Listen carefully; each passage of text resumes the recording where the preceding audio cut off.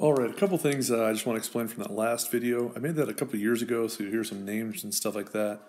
Don't worry about that. It's the details. So it's just a lot about the cell theory, which obviously we've covered, a little bit about abiogenesis and biogenesis, and then it's going to get us to this topic of mitosis, and that's really what Mr. McCardle is going to talk about next class. So just a couple things to get us to that point. Basically, you have all these cells in your body that are constantly need to be replaced, constantly need to build and replenish them. And so we got to have a process that does that. And it's going to be a cycle. So obviously, just like we talked about photosynthesis, the Krebs cycle, what you start with is what you end with. Okay, so you can continually work through this cycle. And, initially, the main purpose of those cells dividing is for growth and development, which is a fundamental property of life. Cells will divide, they'll grow, going through the normal processes, okay? Eventually, you need to repair cells. All of this uses a cycle, and it's called the cell cycle. A major part of the actual reproduction portion of it is called mitosis, but there are other stages that we're going to look at. So it's basically mitosis, which is the actual process of dividing the cell, and then the other part of it is what we call interphase, where the cell does normal cell activity. A heart cell acts like a heart cell, a skin cell acts like a skin cell.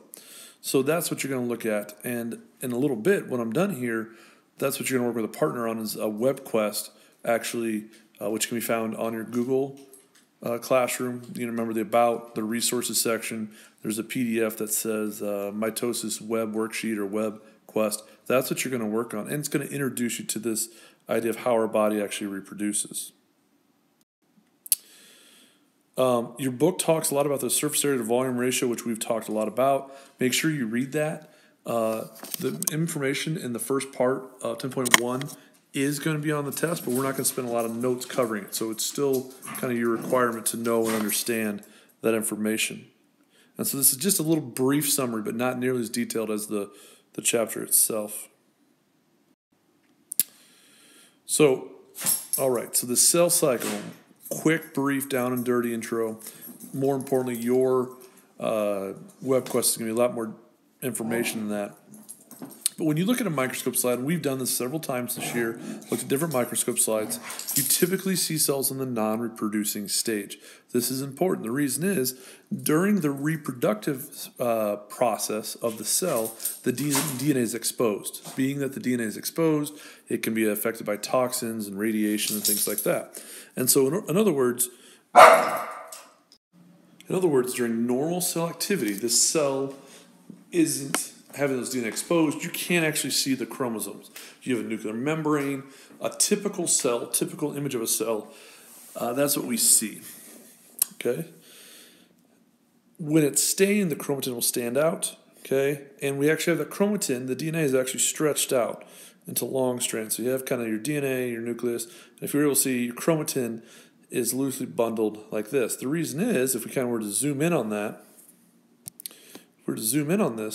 it's at these individual places that we need to do what we're going to talk about a little bit later, where we're going to copy the DNA into mRNA so that it can be translated into the language of amino acids. We'll talk about that later. But if it was all bundled tightly in coils like that, you couldn't access it all. And so normal cell functions, that DNA is all loose and kind of like yarn off the spool would be a good analogy I'd like to use. Okay. So we call this non-reproductive stage of the process interphase. Okay. It's normal cell functions. And we'll actually talk about later on, or you'll talk about in class, there are different stages of interphase, because even though the cell is not going actively through the division process, okay, even though that's not occurring, the cell cycle, okay, I'm going to get ready for the next stage up here that we'll talk about. Here's our interphase, has to do things to prepare for this reproductive stage of the process. And I'll show you this in a diagram here in a second. So these are cells that are in their just normal, non-reproducing stage. These are all in interphase. You can see the nucleoli, typical cells, whatever type of cell they are, they're doing the job that they typically do. All right, so then once again, this is a process as a cell cycle, as you can kind of see here. If you looked at this diagram, the stages of the process here, this is going to be what we call mitosis, this stage right up in here. And we'll talk more about that next time. Down here, all of this is your typical interphase doing normal cell activity and function down here, okay? But you have to do some stuff in here to prepare for mitosis. But it is a cycle. At the end of this, we end up having one cell go through, divides, we'll end up with two daughter cells. Okay, so this whole thing is called the cell cycle. We're going to focus in on, to start with, this stage up here of mitosis. Okay, we're going to look up here. So when you look at mitosis, it is a stage with, and just like most things, it has a bunch of different parts to it. There we go. And so you can kind of see, we're going to focus in on just prophase, metaphase, anaphase, and telophase. But things are going to happen in the cell to get us to have the cells divide. A couple major things that we need to realize when we're talking about mitosis is a lot of times we want to break these things into individual images. It's like watching a movie and saying, here's the entire movie, show me 10 frames, 10 pictures from the movie that would summarize the entire plot. It's hard. It's a continuous motion activity. So these different stages, sometimes when we look at prophase and metaphase, it's hard to distinguish where one starts and one begins. And that's not uncommon. But we're going to look at this more detailed. And the first activity we're going to do right now, when this video ends, is take a look at these different stages in a web quest. Okay?